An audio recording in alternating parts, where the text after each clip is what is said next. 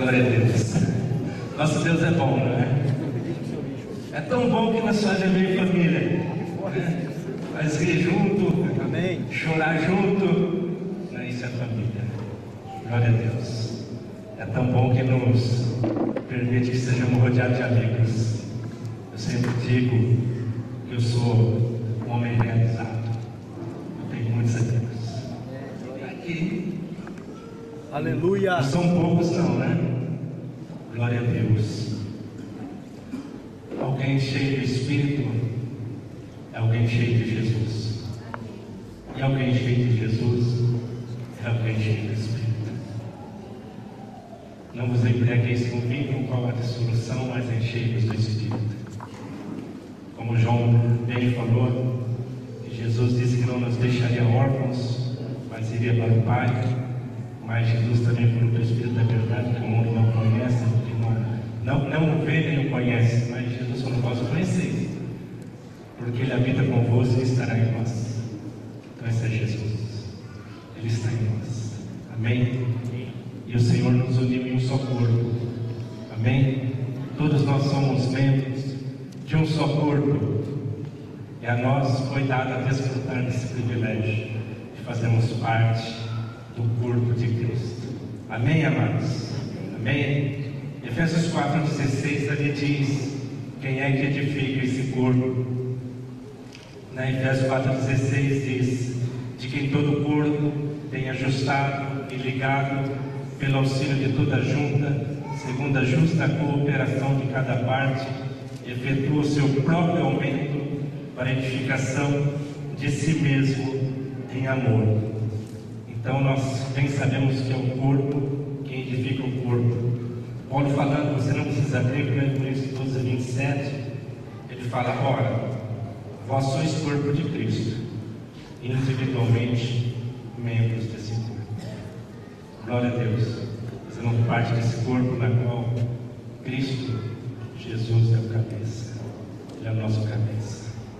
Eu queria que você abrisse comigo em 1 Coríntios 11, de 23 a 30, Paulo, falando sobre esse tema aos irmãos de Coríntios, ele está relembrando algo que ele mesmo disse que recebeu do Senhor.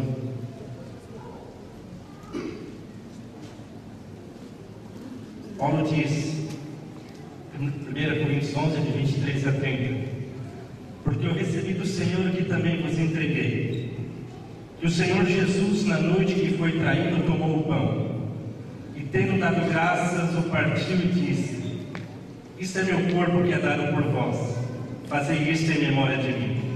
Por semelhante modo, depois de haver ceado, tomou também o cálice, dizendo: este cálice é a nova aliança no meu sangue, fazei isto todas as vezes que o beberdes em memória de mim.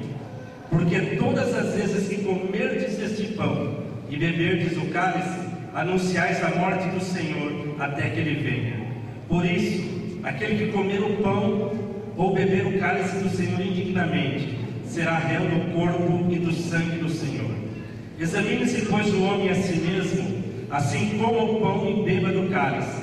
Pois quem come e bebe sem discernir o corpo, come e bebe juízo para si. Eis a razão porque há entre vós muitos fracos e doentes, e não poucos que dormem. Paulo disse: eu recebi do Senhor e também estou entregando para vocês. E ele segue dizendo: porque o Senhor, quando Jesus ele tomou o pão, tendo dado graças, ele falou: esse é meu corpo que é dado por vós. Depois ele diz: por semelhante modo, tomou também o cálice com o vinho e disse: esse é meu sangue que é derramado por vós. E Paulo segue dizendo: que todas as vezes que vocês comerem deste pão e beberem desse cálice, vocês estão anunciando a morte do Senhor até que Ele venha. Até que Ele venha. Nós entendemos que o momento da ceia é um momento solene, é um momento sublime, porque Jesus disse: façam isto em memória de mim. Sempre costumo dizer que não é em memória em memória. Normalmente nós vemos as lápides, né, nos túmulos, porque ali está alguém que morreu, mas está ali. Os restos mortais estão ali. Mas Jesus diz: façam isto em memória de mim, porque é em memória do Cristo ressuscitado, em memória do Cristo glorificado, em memória do Cristo exaltado, em memória do Cristo que um dia vai voltar, em memória daquele que é a nossa salvação, em memória daquele que é a nossa redenção, em memória daquele que é tudo para nós. Jesus disse: façam isso em memória de mim.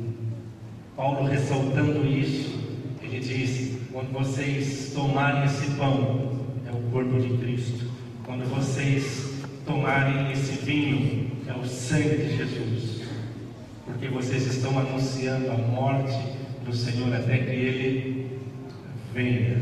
Portanto, quando nós estamos ceando, nós estamos fazendo aquilo, entendam, ao redor de Cristo. De Cristo.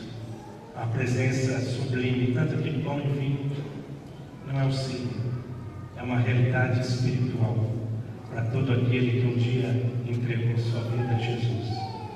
Tanto, isso é tão sério que Paulo segue dizendo: por isso, por conta de tudo isso que significa a ceia do Senhor, porque o pão é Cristo, o pão é o corpo de Cristo.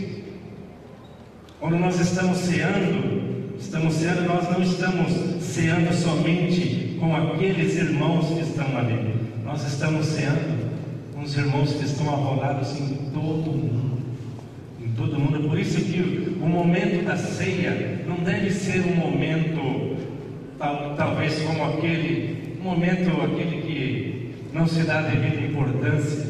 Temos que colocar toda a importância na ceia do Senhor. O momento para nós, nas casas, quando nós ceamos, o momento da ceia tem que ser um momento de reverência. De reverência, porque vamos estar ali diante do Todo-Poderoso, lembrando ao Senhor até que Ele venha. Isso é tão sério que Paulo diz: por isso, examine-se o homem a si mesmo, e assim coma do pão e beba do cálice. Isso é muito sério. Examine-se o homem a si mesmo, porque Paulo disse: examine-se, porque certamente é redundante isso, porque há a necessidade de nos examinarmos. Há necessidade. Isso é tão sério porque ele segue dizendo: porque quem come e bebe sem discernir o corpo, come e bebe juízo para si. Come e bebe juízo para si. É um momento, amados, é um momento, o partir do pão é um momento de celebração, de alegria, mas é um momento de temor. É um momento de temor, por conta de tudo aquilo que Jesus fez por nós, por conta de tudo aquilo que Ele é, e por conta de tudo aquilo que Ele fez em nós também. E Paulo está dizendo: examine-se. Depois coma e bebe, pois quem come e bebe sem discernir o corpo, come e bebe juízo para si. E Paulo segue dizendo que aquele que come e bebe sem discernir o corpo se torna réu, se torna culpado do sangue de Cristo, da morte de Cristo. Ele segue dizendo também: eis a razão, porque há entre vós muitos fracos e doentes, e não poucos que dormem. Eis a razão, o que ele está dizendo ali? Eis a razão, porque há entre vós muitos fracos e doentes, e não poucos que dormem. A razão é pela qual não discerniram o corpo e participaram desse momento. Participaram do pão, participaram do vinho. E esses que não discerniram o corpo se tornaram réu, se tornaram culpados, porque procederam de uma maneira indigna, em pecado. E eu quero aqui, na verdade isso é uma carga que está no meu coração. Eu quero aqui, embora tenham muitas outras evidências, mas eu quero falar somente de duas evidências de quando não se discerne o corpo de Cristo. E na medida que formos falando, irmãos, como estávamos dizendo aqui quando João bem falou sobre o Espírito Santo. O Espírito Santo ele sempre glorifica Jesus. O Espírito Santo ele sempre dá testemunho de Jesus. O Espírito Santo ele nos faz lembrar. O Espírito Santo nos ensina. De maneira que o Espírito Santo sempre conduz tudo a Cristo. Na medida que formos falando, eu creio que o Espírito Santo vai estar falando com cada um de nós. Mas eu quero falar de duas evidências de quando não se discerne o corpo de Cristo. Uma das evidências é quando se fala mal do irmão. Quando se fala mal de algum irmão, não está tendo discernimento do corpo de Cristo. Tiago 4,11, você pode anotar, eu vou ler. Irmãos, não faleis mal uns dos outros. Aquele que fala mal do irmão ou julga seu irmão, fala mal da lei e julga a lei. Ora, se julgas a lei, não és observador da lei, mas juiz. O Espírito Santo que instruiu Paulo nesta palavra diz: não faleis mal uns dos outros. Esta é uma das evidências de quando não se discerne o corpo de Cristo. Interessante que no versículo 1 eu vou apenas citar Tiago, capítulo 4, versículo 1, ele fala: deu um branco.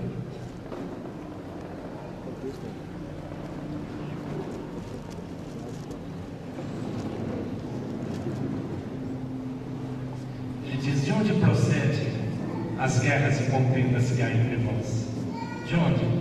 Senão dos prazeres que militam na vossa carne.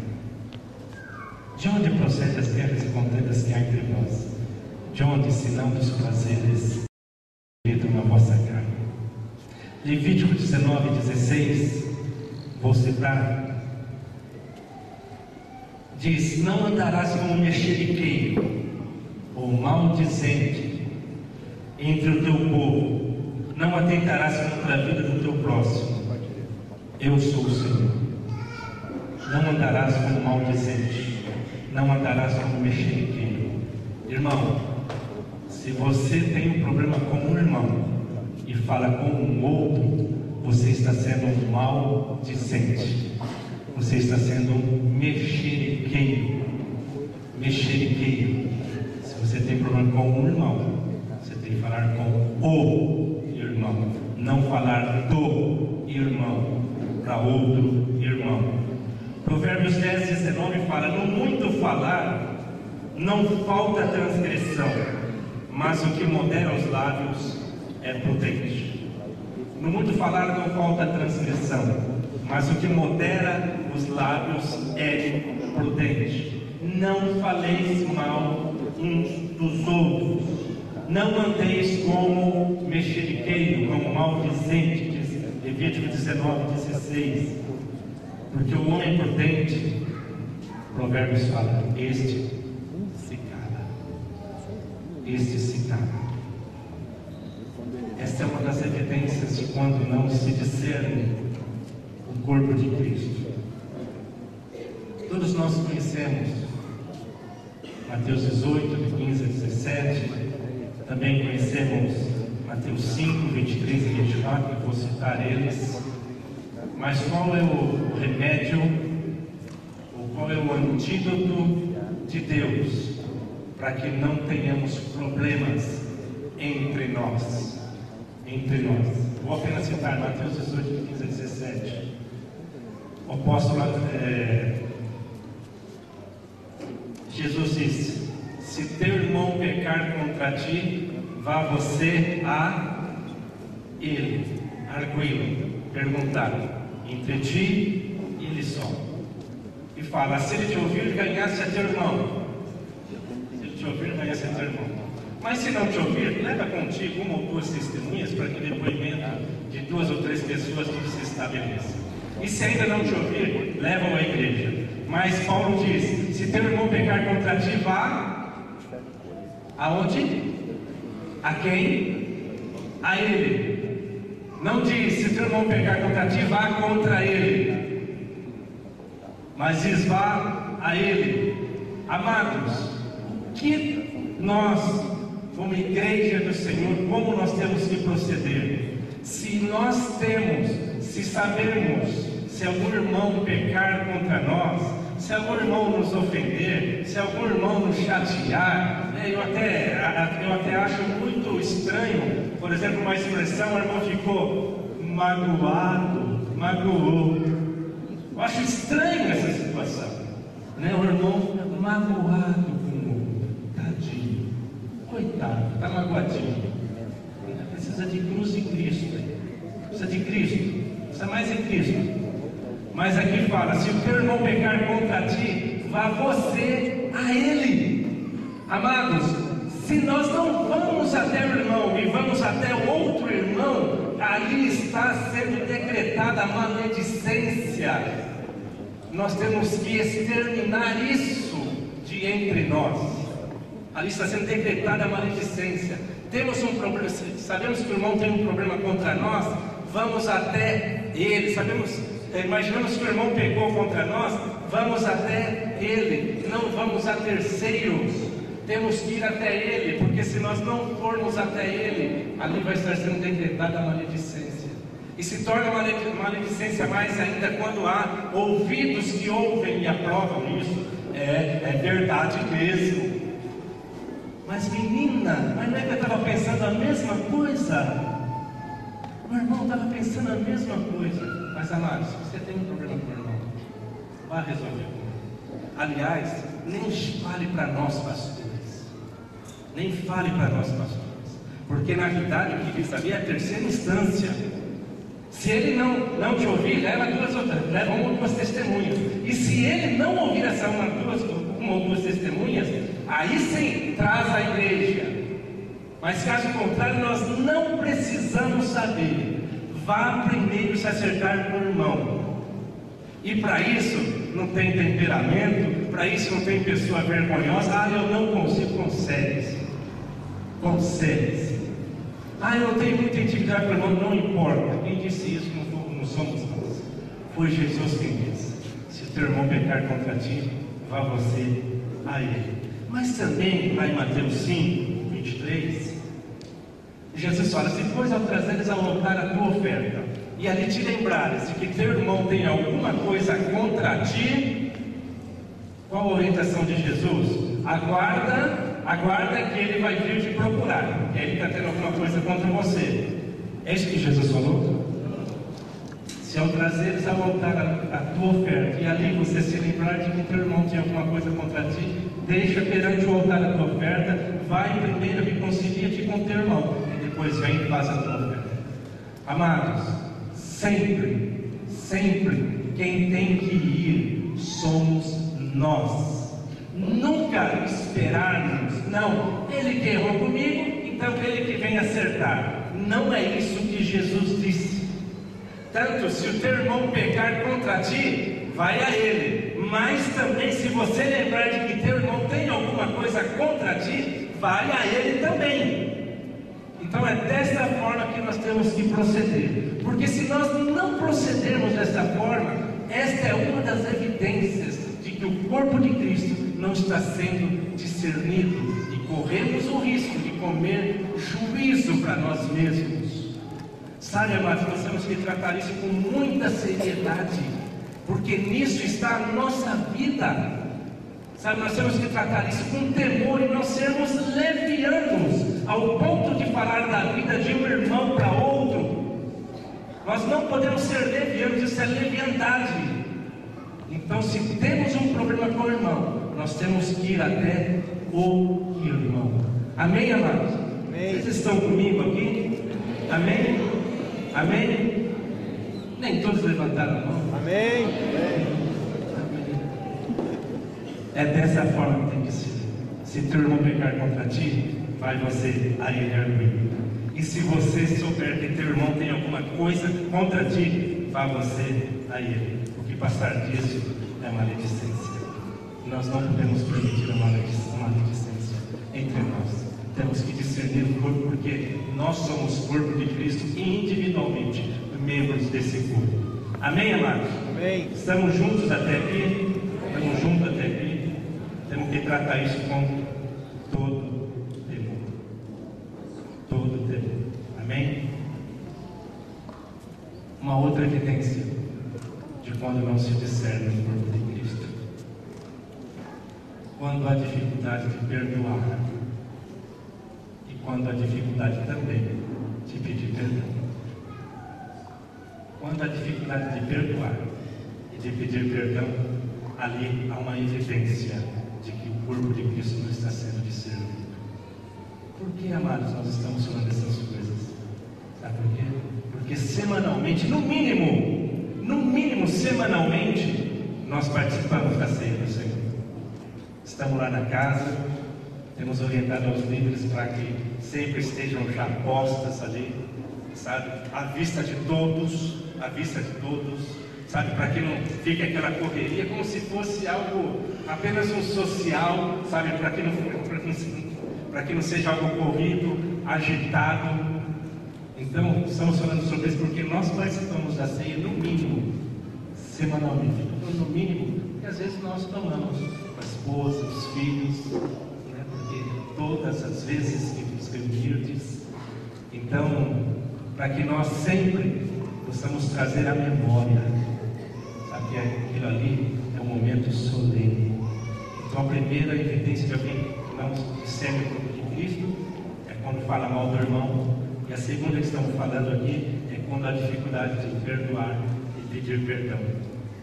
Mateus 6,15, não preciso abrir, logo que Jesus falando sobre o Pai Nosso, normalmente a gente termina com isso, teu é o reino, o poder e a glória para sempre, amém, né? Mas o 15, Jesus fala, se perdoardes aos homens as vossas ofensas, também vosso Pai Celestial perdoará as vossas ofensas. Mas se não perdoardes aos homens as vossas ofensas, tampouco vosso Pai Celestial perdoará as vossas ofensas. Ou seja, então o perdão é condicional. Ou seja, tem perdão aquele que perdoa. Quem não perdoa, não tem perdão. E o que dizer? Discípulos de Jesus Cristo, inclusos no corpo de Cristo, fazendo parte do corpo de Cristo, com dificuldade de perdoar, com dificuldade de pedir perdão.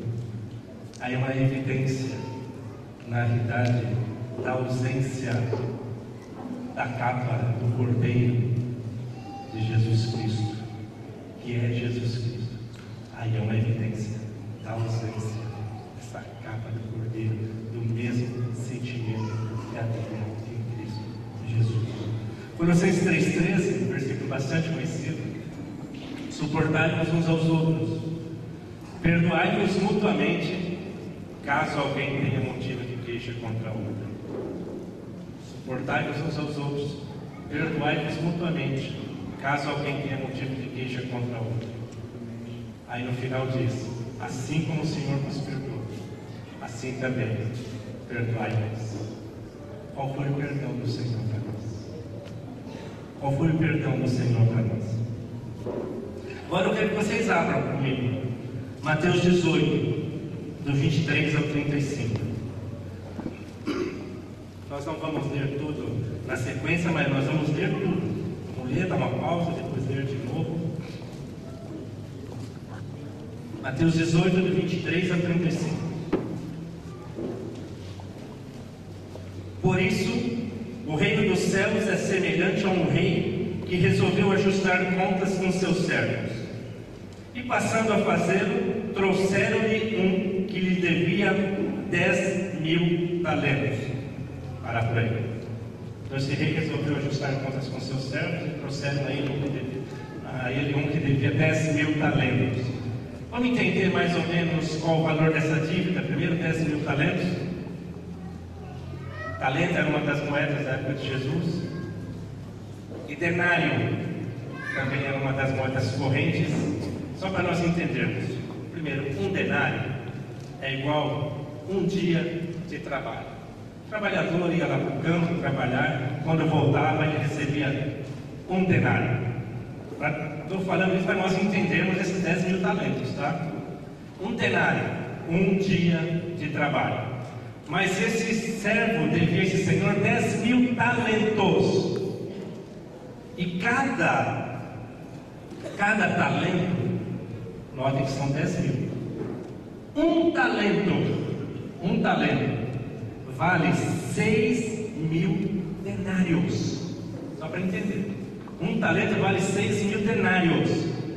Se um denário é um dia de trabalho, então um talento é igual a 6 mil dias de trabalho. Só que esse servo devia 10 mil talentos. Então que conta nós temos que fazer aqui para nos aproximarmos? Nós temos que pegar esses 10 mil talentos e multiplicarmos por esses 6 mil, que vai dar, sabe quantos dias? 60 milhões de dias. Dá para imaginar 60 milhões de dias? Agora, para a gente ter uma noção mais exata ainda, vamos pegar esses 60 milhões de dias e dividirmos por 365, ou seja, por ano. Sabe quantos anos vai dar? Vai dar 164.383 anos. 164.383 anos. O tamanho da dívida daquele homem. Vamos seguir lendo, depois a gente fala mais sobre as contas. Versículo 25. Não tendo ele, porém, com que pagar, ordenou o Senhor que fosse vendido ele, a mulher, os filhos e tudo quanto possuía, e que a dívida fosse paga. Então o servo, prostrando-se reverente, rogou: sê paciente comigo, e tudo te pagarei. Eu pergunto, era possível esse homem pagar aquela dívida? 164.383 anos. Era possível? Mas olha a loucura dele. Aliás, qualquer um na hora do desespero, né? Qualquer um na hora do desespero. Sê paciente comigo e tudo te pagarei. Pagava nada. Não poderia.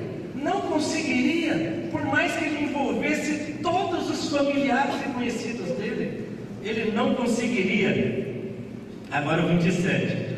E o senhor daquele servo, compadecendo-se, mandou-o embora e perdoou-lhe a dívida.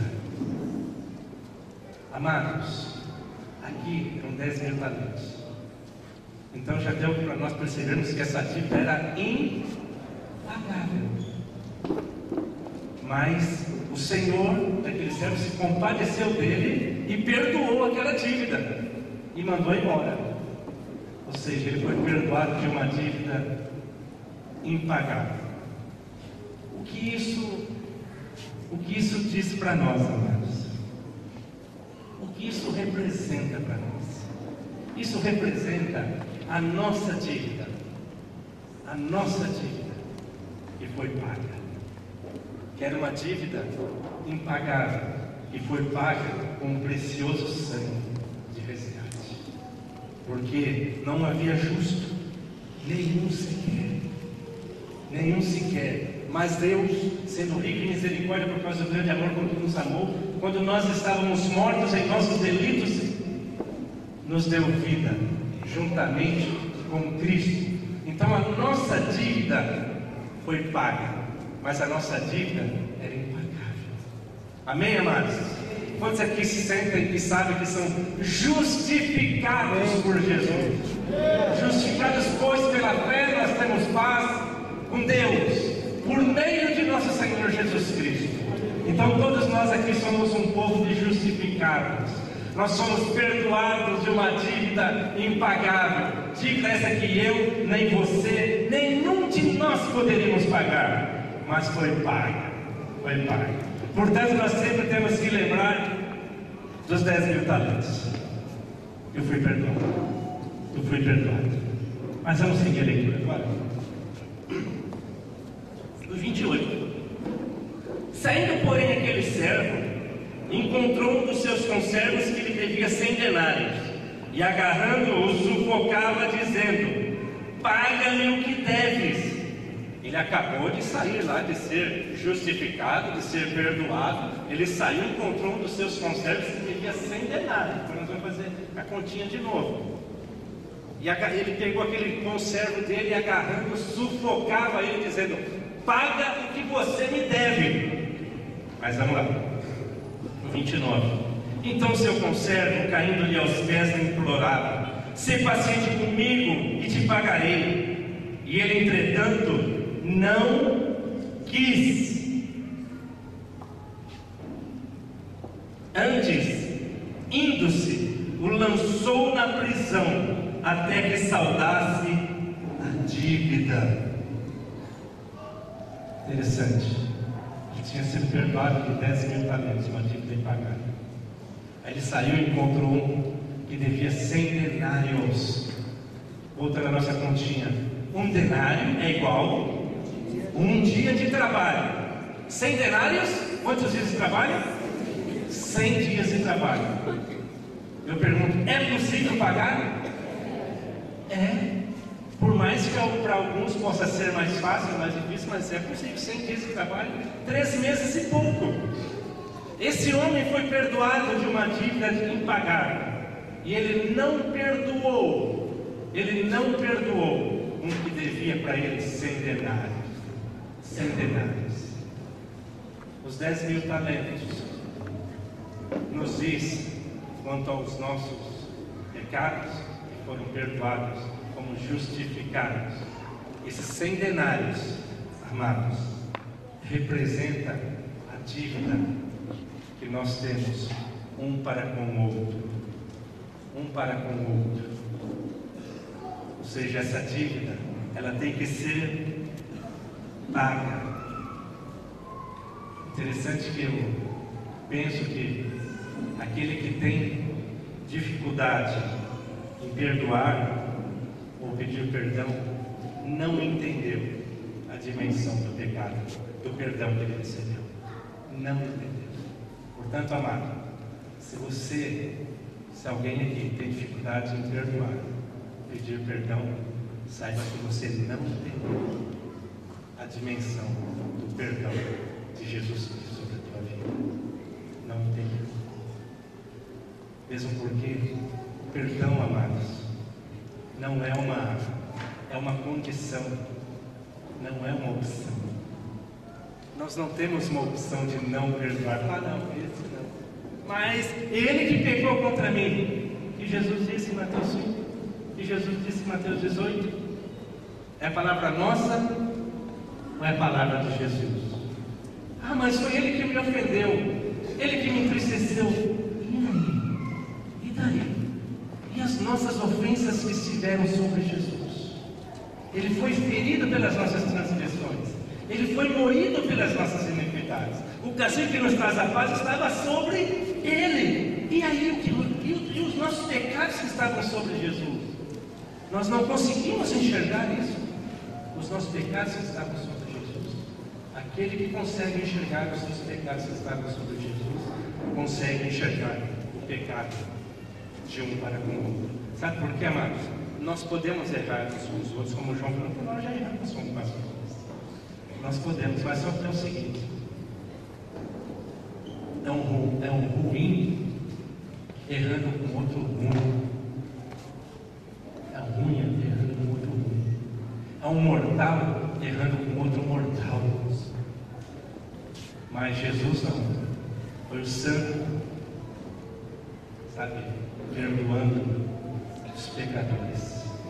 Portanto, amados, nós não temos opção. Mas eu penso que é importante nós seguirmos lendo aqui para vermos o que Jesus fala quanto a isso que não perdoa. No 32, primeiro 31. Vendo seus companheiros o que havia passado, entristeceram-se muito e foram relatar ao seu senhor tudo o que acontecera. Então o seu senhor, chamando-o, lhe disse: servo malvado, perdoei-te aquela dívida toda porque me suplicaste. Não devias tu igualmente compadecer-te do teu conservo, como compadecer de ti, indignando-se o seu senhor entregou aos verdugos até que lhe pagasse toda a dívida. Mas olhem o que diz o versículo 35. Assim também meu Pai Celeste vos fará, se do íntimo não perdoardes a cada um a seu irmão. Assim também meu Pai Celeste vos fará, se do íntimo não perdoardes a cada um ao seu irmão. Amados, há alguma opção para que nós não perdoemos alguém? Há alguma opção? Nós não temos opção, amados. É condição. Salvação, o perdão está incluso aí, a salvação também. Mas só perdoa mesmo aquele que viu a pérola de grande valor e que sabe o valor da sua dívida que foi paga. O valor da sua dívida que foi paga. Assim também meu Pai Celeste vos fará, se do íntimo não perdoardes a cada um a seu irmão. Você tem dificuldade de perdoar? Olhe para si mesmo e olhe as suas dívidas que foram pagas por Jesus. E aquele que tem dificuldade de perdoar, subjetivamente, ele se considera melhor do que os outros. Ele se considera melhor que o outro. Sabe, isso é obra da carne. E os que estão na carne não podem agradar a Deus. Não podem agradar a Deus.